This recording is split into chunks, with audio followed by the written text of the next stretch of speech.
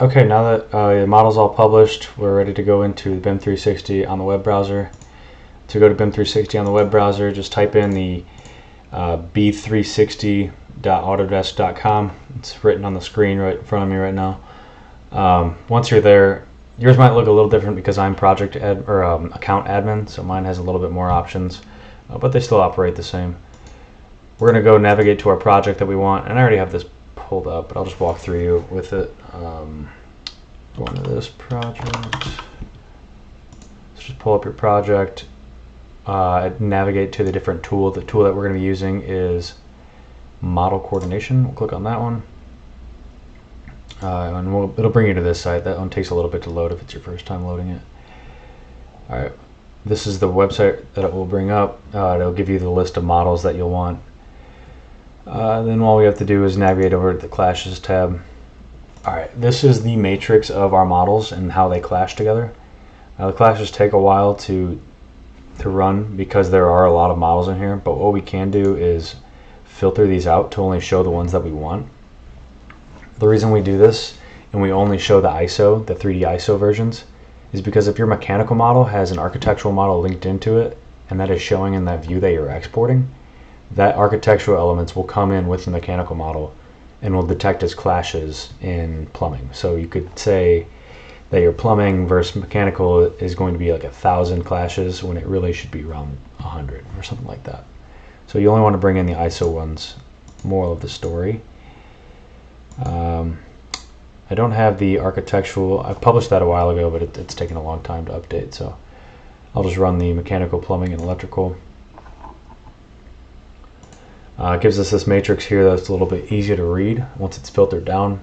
You have the electrical model, mechanical, and plumbing. Electrical, mechanical, plumbing. So just run through the matrix and figure out which clashes are which. Since this one has the most, I think I'm going to click on this one. Once you click on this, it'll open up a screen that shows both models clashed against each other. One will be in red, one will be in green. Over here is where you're going to be seeing some tools that can group by objects. It shows 166 clashes. If we change this to show clashes above, we'll say 1/8 of an inch, even go probably 1/4 inch.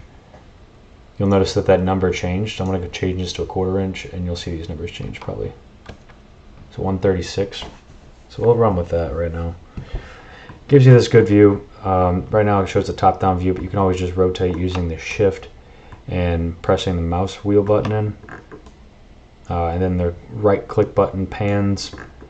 If you need to figure out more about how to use the BIM 360 user interface, there I do have a full video on that. But for simple navigation, it's simply shift and rotate. And then you can go in here and click through all of these clashes, and it will show you where all of these clashes are coming from. So it looks like they're all coming from just one pipe, which is good. We can actually just move this one pipe and it looks like it'd be out of the way of these can lights. So what I'm going to do is actually select this pipe. This one pipe selected groups I have 13 clashes. So there's 13 clashes with this one pipe. I'm going to say that this is an issue with plumbing and they need to change their stuff. So what I'll do is I'll just select this pipe, flag as an issue. It'll ask me where. And then what I'll do is I will click on, just click on this pipe.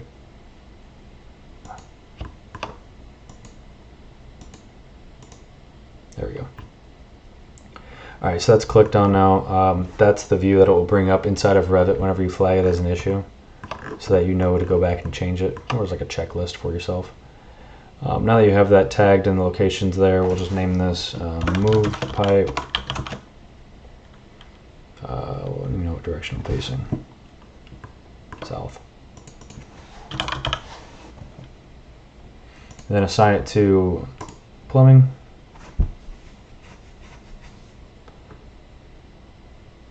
Alright, and then I'll just hit save. Once I have all of those signed, hit create. 13 clashes marked as an issue and move to the assign tab. So now you notice that we only have 153 clashes. You can go through each and every one of these and see if they're actually a clash, or if we could just rotate those lights. Rotating those lights in this instance will probably be the easiest one. But clash detection measures aside, this is how you navigate through this. Assign an issue. To go back into models and view that matrix tab that I was showing, all you have to do is hit that X button in the top right corner, and now you're back in the matrix view. You do it further on, check against other models. Alright, well, I hope this video was helpful. If you have any other questions, always feel free to let me know. Thanks.